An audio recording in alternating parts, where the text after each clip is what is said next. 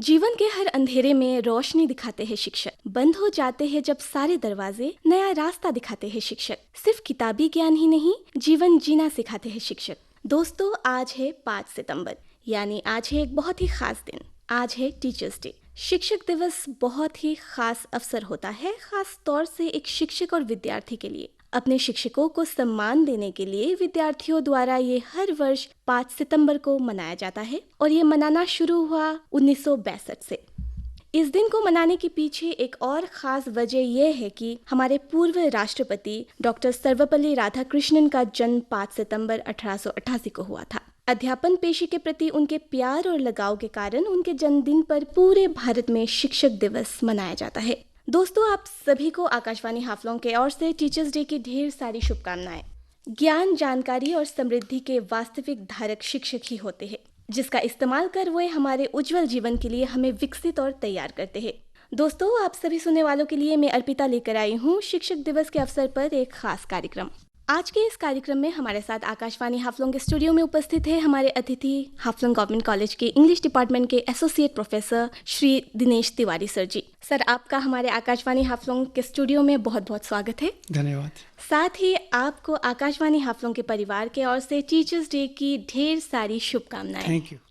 और साथ ही साथ आपका बहुत बहुत शुक्रिया कि आपने हमसे बातें करने के लिए अपना कीमती समय निकाला। तो सर, आज एक बहुत ही खास दिन है, तो मैं आपसे जानना चाहूँगी कि आज के दिन, टीचर्स डे के दिन, आप क्या कहना चाहेंगे? देखिए, आज अगर कहना चाहे तो बहुत कुछ कहने को है जी। क्योंकि आज जो भी मैं हूँ जी, कहीं ना कहीं उसमें टीचर का बहुत बड़ा रोल है। जी सर। और आज के इस शुभ दिन पे मैं हर उन टीचर को, मेरे गुरु को आज शत शत नमन करता हूँ दिल से। जी। और जो भी हैं अभी इस पृथ्वी पे, मैं यही कामना करूँगा कि उनका स्वास्थ्य, उनका खुशी, उनके जो भी निकट के लोग, परिवारजन हैं, सब लोग मंगलमय रहें, अच्छे रहें। क्योंकि टीचर के बिना एक किसी भी आदमी के जीवन में वो अधूरा है, वो लाइफ अधूरा है। अगर शिक्षक ना रहे तो मेरे ख्याल से तो जीने का कोई मकसद ही ना रहे। जी, बिल्कुल सही सर। हाँ, ये है मेरा विचार। जी, तो सर, मैं अब आपसे ये जानना चाहूँगी कि आपका क्या मानना है। मैं सबसे पहले ये जानना चाहूँगी कि एक टीचर की फिलॉसफी क्या होनी चाहिए और कैसी होनी चाहिए? देखिए, टीचर का फिलॉसफी अगर थोड़े गहरे तौर पे अगर देखा जाए तो टीचर मीन्स वो क्लासरूम में जाएगा और पढ़ाएगा। जी। आउटसाइड द कैंपस या आउटसाइड द क्लासरूम भी टीचर का रोल खत्म नहीं होता है। जी। कहते हैं कि जो एक बार टीचर है वो पूरा जीवन वो टीचर रहता है। जी, बिल्कुल सर। इवन आफ्टर रिटायरमेंट भी एक आदमी टीचर रहता है, अगर वो टीचर प्रोफेशन में है तो। जी। तो फिलॉसफी अगर देखा जाए तो मैं तो यही समझूंगा कि टीचर जो है एक ऐसा एनवायरनमेंट क्रिएट करे क्लासरूम में, सोसाइटी में, जहाँ पे हमारा जो एजुकेशन सिस्टम है या एजुकेशन है वो इस लायक बनाए कि उसमें खूब बढ़िया से एक एक्टिव और प्रोग्रेसिव टीचिंग या एजुकेशन को वो प्रिपेयर करे, वो सिस्टम तैयार करे जहाँ पे सब लोग कंफर्टेबल फील करें उसमें आके अपने आप वो शिक्षा ग्रहण करने के लिए। ये सबसे मूल फिलॉसफी होना चाहिए। बहुत ही अच्छी सोच है सर। सर, अब मैं आपसे ये पूछना चाहूँगी कि आप किस तरह अपने स्टूडेंट्स को मोटिवेट करते हैं?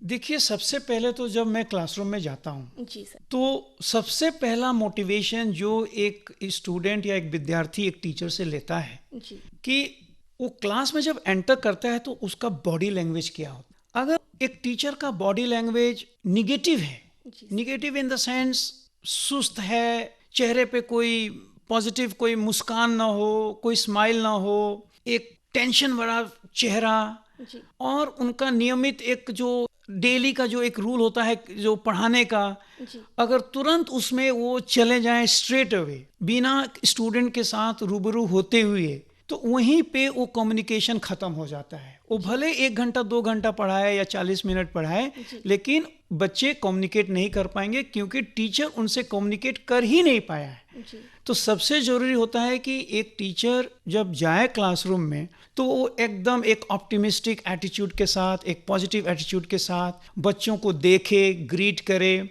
उनसे कुछ डेली का कुछ एक लाइट कुछ रूबरू करे उनके साथ, फिर अपना वो जो अटेंडेंस लेना है या जो टॉपिक पढ़ाना है उस पे वो ध्यान दें। और अगर उनका ये पहले सेशन का अगर पहला दिन है तो मेरा सजेशन यही होगा कि उस दिन कोर्स का न पढ़ा के उनको एक जनरल एक लेक्चर जिसमें डिफरेंट स्टूडेंट्स आते हैं हर तरह के बैकग्राउंड से, स्कूल से, तो वो सबको दिमाग में रखते हुए फिर उनका IQ लेवल अलग अलग प्रकार के होते हैं, किसी का बहुत अच्छा होगा, किसी का मध्यम होगा, किसी का बहुत ही लो स्तर पे होगा, तो वो सब दिमाग में रखते हुए एक बहुत ही पॉजिटिव लेक्चर ये देना चाहिए कि वो लोग जो भी कोर्स लिया है उनका ये बहुत अच्छा डिसीजन है। और आने वाले 2 साल 3 साल जो भी वो कॉलेज में रहेंगे या स्कूल में रहेंगे उनका बहुत अच्छा होने वाला है, क्योंकि वो बहुत बढ़िया बढ़िया लेक्चर सुनने वाले हैं। मतलब है कि एक जो बैरियर होता है कि हम उस सर से कैसे बात करें, उस मैडम से कैसे बात करें, थोड़ा बहुत उस दिन रिलैक्स उसको तोड़ देना चाहिए, तब जाके एक ऐसा एटमॉस्फेयर बनता है और स्टूडेंट्स के मन में एक आता है, अरे हाँ इस शख्स के साथ या इस टीचर के साथ मैं तो अपना प्रॉब्लम भी बोल सकता हूँ, अपना डाउट्स भी क्लियर कर सकता हूँ।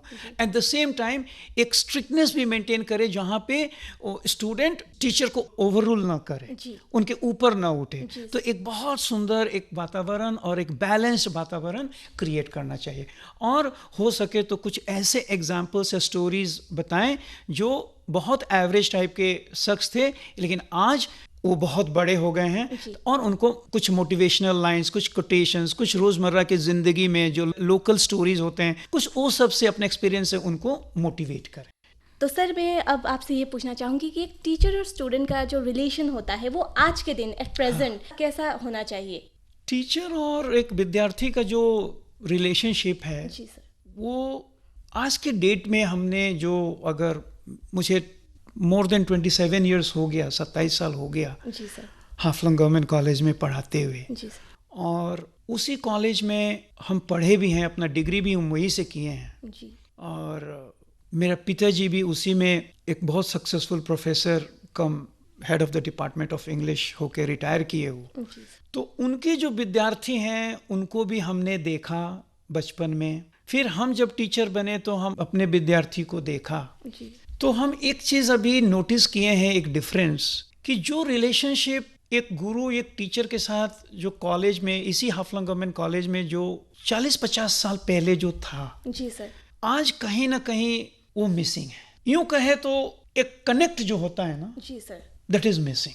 तो सर इसका कारण क्या है? इसका कारण बहुत सारा फैक्टर्स है। सबसे पहली बात तो जो पहले क्लासरूम में सिर्फ 30-40 स्टूडेंट्स हुआ करते थे, आज एक ऑन द एवरेज एक क्लासरूम में 120-130 प्लस स्टूडेंट्स, बहुत बढ़ गया है, बहुत बढ़ गया है। तो एक क्लास टीचर 130 या 140 स्टूडेंट्स के साथ एक एक के साथ कनेक्ट करना डेफिनेटली डिफिकल्ट तो होगा ही। जी सर, बिल्कुल, ये एक फैक्टर है। जी सर, सेकंड, इतना सारा चीज एक टीचर को भी आज परफॉर्म करना पड़ता है, या उनका इतना दायित्व जो बढ़ गया है, जी सर, कि क्लासरूम टीचिंग के बाद भी एक टीचर आज के डेट में वो चुपचाप नहीं बैठ पा रहा है।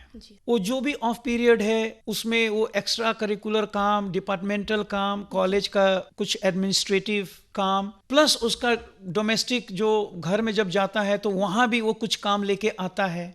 तो मतलब है कि एक टीचर भी यूं कहे तो उसका आज फ्री टाइम इतना नहीं है कि वो फोकस करे कि इसके साथ हम कैसे रिलेशनशिप डेवलप करें। जी सर, फिर भी इतना दिक्कत भी नहीं है। अगर एक टीचर चाहे तो हर एक स्टूडेंट्स के साथ चाहे तो एक बहुत एमिएबल रिलेशनशिप बना सकता है, प्रोवाइडेड वो स्टूडेंट का साइकोलॉजी अगर समझ ले तो। जी सर, तो स्टूडेंट टीचर का रिलेशनशिप एक ऐसा होना चाहिए जिसको हम यूं कहें म्यूचुअल रिस्पेक्ट। जी सर, एक टीचर को भी रिस्पेक्ट करना है एक विद्यार्थी को, और विद्यार्थी को तो डेफिनेटली एक टीचर के प्रति एक रिस्पेक्ट होना चाहिए। जी सर, और ये रेस्पेक्ट तभी आएगा जब विद्यार्थी भी विद्यार्थी के जैसे अपना जो उसका उससे एक्सपेक्टेशन है वो परफॉर्म करे, और एक अच्छा टीचर जो क्लासरूम में उसको कैसे रहना चाहिए, कैसे पढ़ाना चाहिए, वो कितना मेहनत करके आता है, वो ये समझता है कि जो मैं बोल रहा हूँ पढ़ा रहा हूँ वो हर एक स्टूडेंट या मेजॉरिटी स्टूडेंट्स उसको समझ पा रहा है कि नहीं पा रहा है। और अगर नहीं समझ रहा है तो टीचर को टेंशन हो जा रहा है कि हम कैसे समझाएं।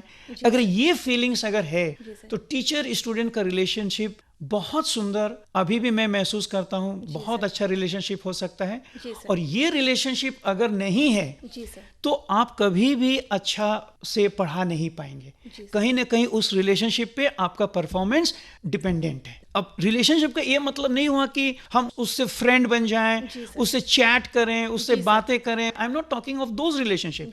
रिलेशनशिप मीन्स स्टूडेंट को बिल्कुल झिझक नहीं होना चाहिए, डर नहीं होना चाहिए कि उसका कोई भी डाउट है, प्रॉब्लम है तो चलो हम उस मैडम या सर के पास जाएं, वो तो जरूर मेरा प्रॉब्लम को सॉल्व कर देना चाहिए। तो ये फीलिंग आना चाहिए। जी सर, बहुत ही अच्छी सोच है सर, बहुत अच्छा लगा आपसे बात करके। Thank you sir. अब मैं आपसे जानना चाहूँगी कि एजुकेशनल इंस्टीट्यूशन में डिसिप्लिन का क्या रोल है और कैसा होना चाहिए? देखिए, बिना अनुशासन के, सोचिए कि एक नाव है जिसमें कोई कश्ती नहीं है, तो डिसिप्लिन इतना जरूरी है आज के एजुकेशन सिस्टम में कि अगर ये नहीं रहेगा तो आप प्रॉपरली अपना एजुकेशन या उस कॉलेज का जो एजुकेशन है उसको हम प्रदान नहीं कर पाएंगे। तो डिसिप्लिन अगर कहा जाए तो जैसे कि अगर 9 बजे का कोई क्लास है या 11 बजे का क्लास है तो एक विद्यार्थी को 9 के पहले आ जाना चाहिए। 11 बजे का क्लास है तो 11 बजे के पहले आ जाना चाहिए। टीचर का अगर 9 बजे क्लास है तो उसको देखना चाहिए कि हम कम से कम 2-3 मिनट पहले पहुंचें, और जब क्लासरूम में पहुंचे तो कम से कम ठीक 9 बजे पहुंचे, या 1-2 मिनट अगर लेट हो जाए किसी कारण बस तो दैट इज एक्सेप्टेबल। लेकिन टीचर आएगा 9:20 में, कुछ स्टूडेंट्स आएंगे 9:30 बजे या 9:10 में, इससे पूरा सिस्टम उस क्लासरूम का बिगड़ जाता है। टीचर अपने फुल फ्लो में लेक्चर दे रहा है, स्टूडेंट्स आ रहा है 10-15 मिनट लेट, वो उसका माइंड डिफोकस होता है। प्लस उनका जो भी यूनिफॉर्म है वो प्रॉपरली पहन के आना है, नीट एंड क्लीन, ये भी एक डिसिप्लिन का पार्ट है।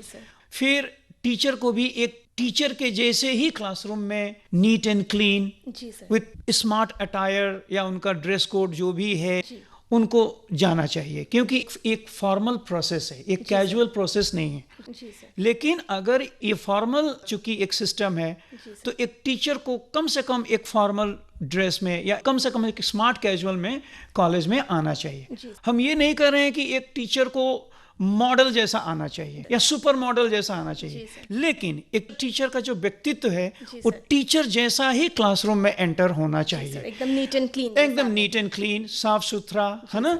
और उनका जो शूज तो पहन के ही लेक्चर देना चाहिए। अगर बहुत बड़ा सा हॉल है उसमें 70-80 विद्यार्थी हैं या 100 के ऊपर हैं तो बैठ के तो कभी भी ना पढ़ाएं, क्योंकि जब आप बैठ के पढ़ाएंगे आप अनुशासन कभी नहीं कर पाएंगे। कहा जाता है कम्युनिकेशन स्किल्स में कि जब कोई टीचर बैठ के पढ़ाता है सिर्फ उसका 40% विजिबल होता है लास्ट बेंचर्स लोग को, तो जब 40-50% उसका व्यक्तित्व जब विजिबल रहता है तो सिर्फ उतना ही कम्युनिकेशन फ्लो होता है। लेकिन जब उठ के आप पोडियम पे या स्टेज पे जब आप पढ़ाएंगे, जो भी प्लेटफॉर्म वहां पे जो बना रहता है, तो एक टीचर जो है 360 डिग्री या 180 डिग्रीज का एक व्यू सबको वो देख के सबके साथ वो आई कांटेक्ट बनाते हुए वो अपना कम्युनिकेशन कर सकता है। ये भी एक डिसिप्लिन इम्पार्ट करने में बहुत मदद देता है। और जो बच्चे कुछ थोड़ा सा शरारती होते हैं, अगर उनके पास अगर हमारा थोड़ा सा अटेंशन चला जाए तो हम देखे हैं कि बिना कुछ कहे वो भी डिसिप्लिन हो जाते हैं। तो discipline is very very important to dissipate knowledge. Sir, मैं अब आपसे ये पूछना चाहूँगी कि हमारे एजुकेशन सिस्टम में इन प्रेजेंट टाइम किस तरह के चैलेंजेस फेस कर रहे हैं? देखिए, चैलेंजेस तो है, और जब हम एजुकेशन बोलते हैं तो ऑटोमेटिक टीचर स्टूडेंट उसमें आ ही जाता है। जी सर, बिल्कुल। तो आज अगर देखा जाए या अभी तक का जो एजुकेशन सिस्टम देखा जाए तो बहुत ज्यादा प्रेशर है बच्चों में करिकुलम को लेकर। इतना वास्ट करिकुलम है कि मैं तो देख रहा हूँ कि एक बच्चा को खेलना तो बहुत दूर की बात है, अपने प्रियजन या उनके दादा दादी हैं या मम्मी पापा हैं या रिलेटिव्स हैं, उनके साथ हंसी मजाक या गॉसिप भी करने का टाइम नहीं है। तो ये कैसा एजुकेशन सिस्टम है? जी सर, बिल्कुल। और टीचर का जो जहां तक मुद्दा है या पर्सपेक्टिव है, उसको तो इतना प्रेशर है कि हमको इतना सारा चीज जो है करिकुलम का एक स्पेसिफाइड टाइम में हमको खत्म करना है, चाहे बच्चा समझे या ना समझे, हमको खत्म करना है। क्योंकि अगर नहीं करेंगे तो उनका जो 4 मंथ्स 3 मंथ्स में जो एक एनुअल मीटिंग होता है हेड ऑफ द इंस्टीट्यूशन के साथ, अगर उसमें वो डिलेड हैं तो उनको बोला जाएगा कि तुम तो बहुत डिलेड हो, तुम्हारा यूनिट टेस्ट कैसे करवाओगे, क्वेश्चन कैसे फ्रेम करोगे, तो बाय हुक और बाय क्रूक इसको जैसे भी खत्म करो। अब वो टीचर क्या करता है कि समरी दे देता है, लंबा लंबा नोट्स दे देता है, या व्हाट्सएप ग्रुप बना के वहां पे कुछ ऐसा फ्लो कर देता है 200 पेज का, 80 पेज का। तो 80 पेज का फाइल्स हम खुद ही नहीं पढ़ेंगे, बच्चा क्या पढ़ेगा? सिंपल सी बात है। लेकिन हम ऐसे ही कर रहे हैं क्योंकि हमारे ऊपर भी प्रेशर है, तो अल्टीमेटली क्या हो रहा है, कुछ भी सॉल्व नहीं हो रहा है, सिस्टम ही ऐसा बन गया है। लेकिन हम लोग और भी चर्चा करेंगे आने वाले अभी जो दिन है, कुछ बहुत बढ़िया चीजें हो रही हैं एजुकेशन सेक्टर में, जो कि मेरे हिसाब से तो काबिले तारीफ है। जी सर। हाँ। तो सर आप किस तरह के चेंजेस देखना चाहेंगे एजुकेशनल इंस्टीट्यूशन में, या किस तरह के इम्प्रूवमेंट्स कहूँ तो? इम्प्रूवमेंट तो देखिए क्या है, और सरकार जो है उस दिशा में काम करना शुरू कर दिया है।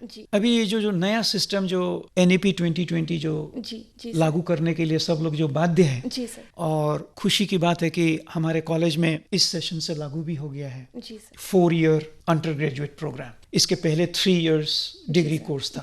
आप लोग जब किए थे तो 3 इयर्स डिग्री कोर्स था। हमने जब BA किया तो मेरे लिए भी 3 ईयर डिग्री कोर्स था। बच्चों के लिए अब फॉर्मेट स्कूल में भी अलग हो गए हैं, चेंज होगा। कोई स्कूल चाहे या ना चाहे, उनको आज नहीं तो कल NEP के तहत उनको वो एजुकेशन सिस्टम ढलना ही पड़ेगा। It is a must have.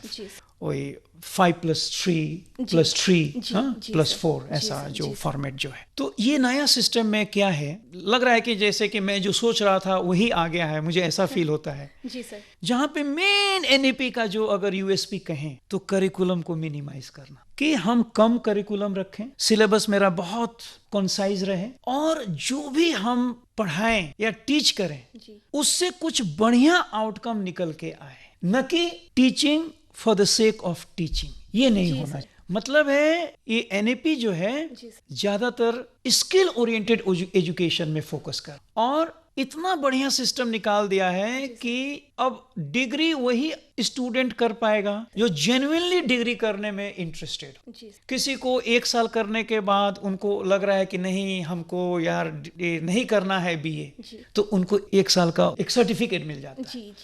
2 साल के बाद जब उनको करने का मन कर रहा है कि चलो डिग्री 2 साल करते हैं, लेकिन उसके बाद उनका कुछ फाइनेंशियल प्रॉब्लम हो जाता है या कुछ चैलेंजेस आ जाता है, ये या मुझे नहीं करना है, फिर भी उसके लिए उनको एक डिप्लोमा सर्टिफिकेट मिल जाता है। मतलब है कि कहीं वो डिप्लोमा लाइक कोई ऐसा कोई नौकरी है तो उस 2 साल का भले ड्रॉप आउट हो उसको अहमियत दी जाएगी। और कोई को लग रहा है नहीं, मुझे BA कंप्लीट रियली करना है, प्रॉपर BA सर्टिफिकेट चाहिए, तो वो 3 साल करेंगे और उनको एक BA डिग्री जिस तरह अभी मिलता है वैसा ही एक उनको सर्टिफिकेट मिले।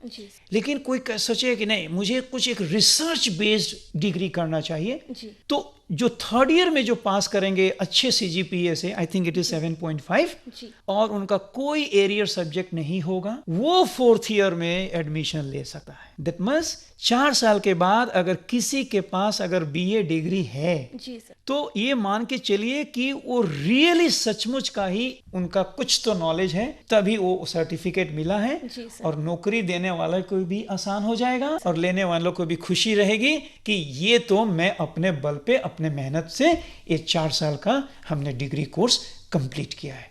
तो it is a very nice system. किसी बच्चे का डिप्रेशन नहीं आएगा कि हम तो डिग्री नहीं किए, मैं तो BA ड्रॉप आउट। ये BA ड्रॉप आउट वाला जो वर्ड है ना, ये इस साल से खत्म हो जाए। So this is very nice. तो सर आप कहना चाहते हैं कि हमारा जो न्यू एजुकेशन पॉलिसी है वो बहुत ही अच्छा सिस्टम है, गवर्नमेंट ने एक बहुत ही अच्छा चीज किया है।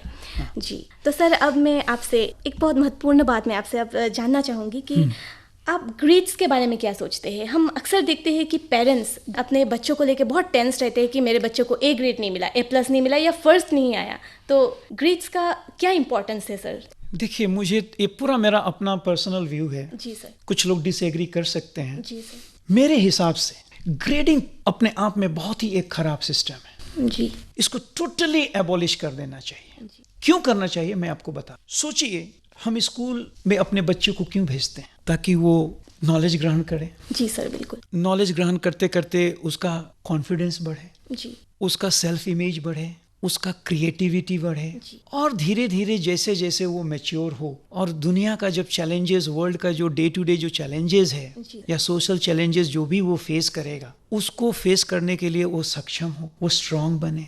लेकिन ऐसा नहीं हो रहा। हम थोड़ा सा गहराई से इस चीज को थोड़ा सा देखते हैं। सोचिए कि एक क्लास में, कोई भी एक नॉर्मल क्लास में, स्कूल हो या कॉलेज हो, 60 to 70 स्टूडेंट्स एवरेज एक क्लासरूम में आज के डेट में रहता है, जिसमें से 20 को मिला ए ग्रेड, 10-15 को मिला बी ग्रेड, फिर या 20 को मिल गया से सी ग्रेड, और जो बाकी बच गए हैं 15 या 20 या जो भी, उनको या तो डी ग्रेड या फेल। तो सोचिए कि जिसको ए मिला, जी सर, देखते ही वो बच्चा खुश हो जाए, अरे मुझे ए मिला। जी जी बिल्कुल सर। और कल्पना कीजिए कि आप एक विद्यार्थी हैं और आपके रिपोर्ट कार्ड में एफ आ गया, कैसा महसूस करें कि मैं शायद किसी काम का नहीं। तुरंत उसके मन में एक हीन भावना आ जाए, और उसका कोई दोस्त अगर मिला है ए ग्रेड, तुरंत एक कंपैरिजन भी हो जाएगा, अरे वो तो बहुत अच्छा है, मैं तो फेल कर गई, मुझे तो सी मिल गया, मुझे तो डी मिल गया, मुझसे तो पापा बात ही नहीं करेंगे, माँ तो पूरा चिल्लाएगी आज, मुझे तो शायद आज खाना भी ठीक से खाने को ना मिले, मुझे तो शायद दोस्त आज चिढ़ाएंगे बहुत ज्यादा।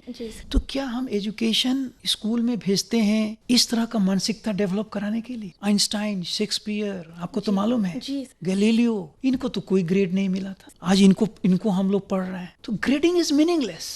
तो सर क्यों इतना इसे महत्व दिया जा रहा है आज? इसको महत्व दिया जा रहा है कि हम एक कॉर्पोरेट लीडर, कंपनी है, हमारा एक कंपनी है, I am a corporate manager there. तो जिनको ए मिला है, ए प्लस मिला है, भैया तुम आ जाओ, तुम ए है तुम्हारे लिए नौकरी, है ना, उसको भी आसान हो जाता है कि हम तो ए ग्रेड को छांट लिए, ले लिए, मेरा तो ये कंपनी अब प्रोग्रेस करेगा कि भैया सब ए ग्रेड वाले आ गए, बी सी का तो कोई स्कोप ही नहीं है। और जिनको एफ मिल गया भैया, उनका तो कुछ है ही नहीं, उनका तो डिप्रेशन भी शुरू हो गया। 4th क्लास में, 3rd क्लास में, 5th स्टैंडर्ड में एक बच्चा को डिप्रेशन नहीं होना चाहिए। बिल्कुल सर। उसका प्रेशर आ गया, डिप्रेशन आ गया, और वहीं से बाय द वे वो ड्रग्स सब शुरू होता है। उसमें कुछ फ्रेंड्स हैं, ये लो तुम, बहुत मजा आएगा, सब भूल जाओगे प्रॉब्लम। तो कुछ तो क्यूरियोसिटी रहता है, कुछ स्ट्रेस रहता है, प्रेशर रहता है फ्रॉम फैमिली एंड फ्रेंड्स, बस ही gets into all sorts of bad habits.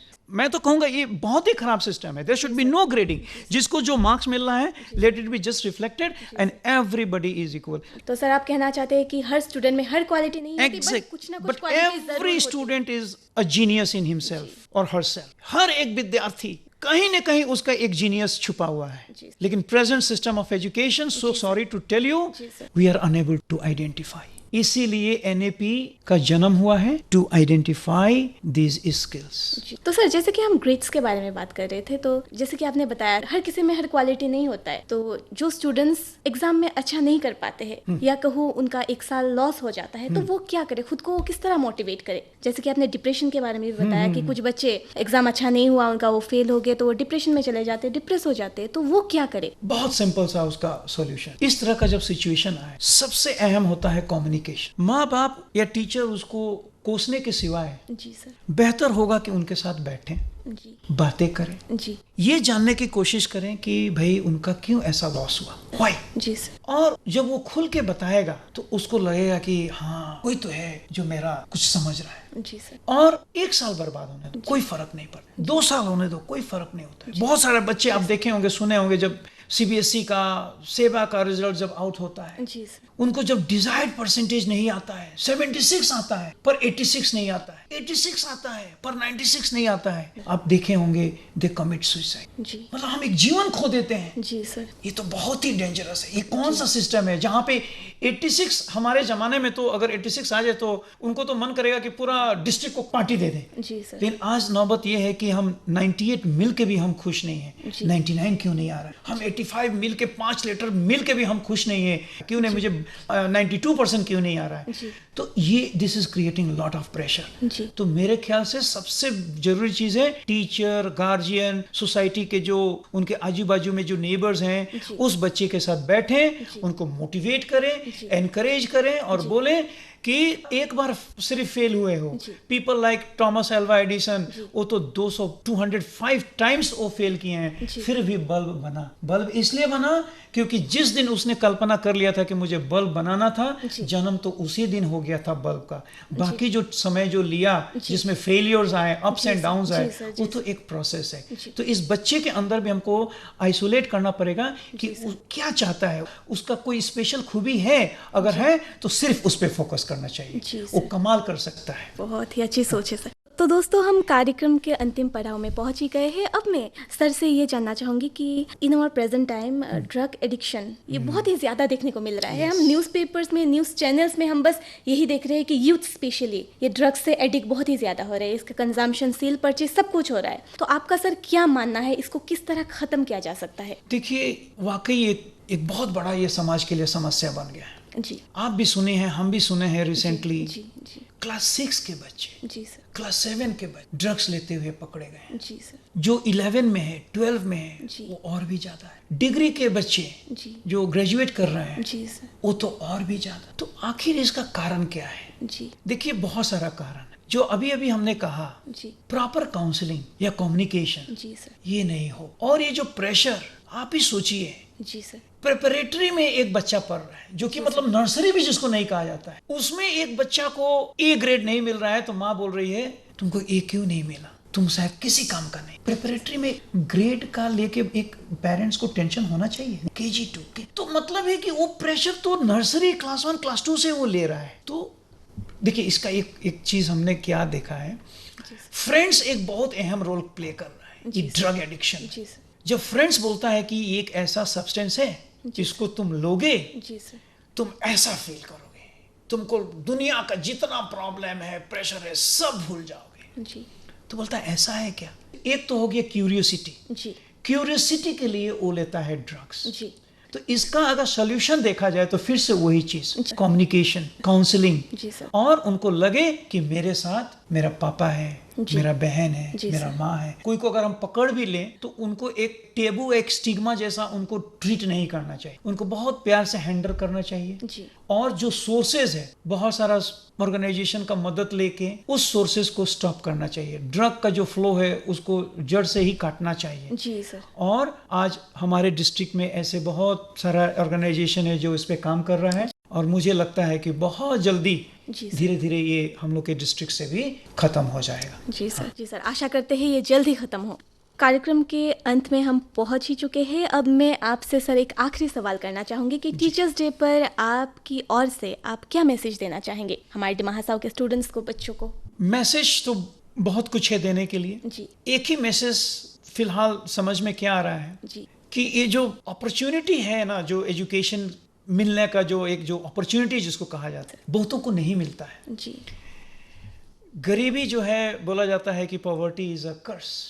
हम बहुत रिमोट गांव में गए हैं, वहाँ पे स्कूल है लेकिन बच्चे स्कूल में पढ़ नहीं पा रहे हैं। जी, बहुत सारा फैक्टर्स हैं, वो अभी बोलेंगे तो बहुत लंबा चौड़ा लेक्चर हो जाएगा। जी सर, लेकिन कहने का मतलब है कि जिसको ये अपॉर्चुनिटी मिला है कॉलेज में पढ़ने का या स्कूल में पढ़ने का, ये अपॉर्चुनिटी न गंवाएं, उसको बहुत सिंसियरली, जैसे कि हम एक मंदिर में जा रहे हैं, एक चर्च या गुरुद्वारा में जा रहे हैं, या कोई रिलीजियस टेम्पल में जा रहे हैं, हमको उस तरह ट्रीट करना है। और जो भी टीचर कहे, जो भी गुरु कहे, उसको अमल करना चाहिए, और from the bottom of the heart, जी सर, अपना तन मन लगा के जी सर, उनको शिक्षा ग्रहण मतलब करना चाहिए। This is the message, they should not lose, because शिक्षा ही हमारा व्यक्तित्व है। जी सर, जी और यही हमको अंधेरे से उभार सकता है। सर, आपसे बातें करके हमें बहुत अच्छा लगा। आपने हमें बहुत ही अच्छी अच्छी जानकारी दी। दोस्तों, हम आज के इस कार्यक्रम में बात कर रहे थे हाफलोंग गवर्नमेंट कॉलेज के associate professor Dinesh Tiwari sir ji से। हमने उनसे जाना कि एक स्टूडेंट को किस तरह मोटिवेट करना चाहिए, डिसिप्लिन के रोल के बारे में हमने जाना। साथ ही हमने ये भी जाना कि ड्रग एडिक्शन को किस तरह रोका जा सकता है, जिसके लिए सर ने हमें बताया कि कम्युनिकेशन और काउंसलिंग, ये दो चीज़ बहुत ही ज़रूरी है। साथ ही हमारे पेरेंट्स को भी बहुत ही ज़्यादा ध्यान देना चाहिए। तो आज का ये कार्यक्रम मैं इसी के साथ ही समाप्त करती हूँ, और मैं दिनेश तिवारी सर का बहुत बहुत धन्यवाद करती हूँ कि वो हमारे आकाशवाणी हाफलोंग स्टूडियो में आए, हमें अपना समय दिया, हमसे इतनी सारी बातें की, इतनी सारी जानकारी दी, उसके लिए थैंक यू धन्यवाद अर्पिता, सर। मुझे भी बहुत अच्छा लगा जी आज सर, आप लोग के साथ रूबरू होने के लिए, जी। और जो भी समझ में आया हमने शेयर किया। जी सर, हमें भी बहुत अच्छा लगा आपसे चर्चा करके, आपसे बातें करके। दोस्तों, अब जाते जाते मैं आप सभी से बस इतना ही कहना चाहूंगी कि आप सभी इसी तरह हमें प्यार देते रहिए और आकाशवाणी हाफलॉन्ग सुनते रहिए। नमस्कार।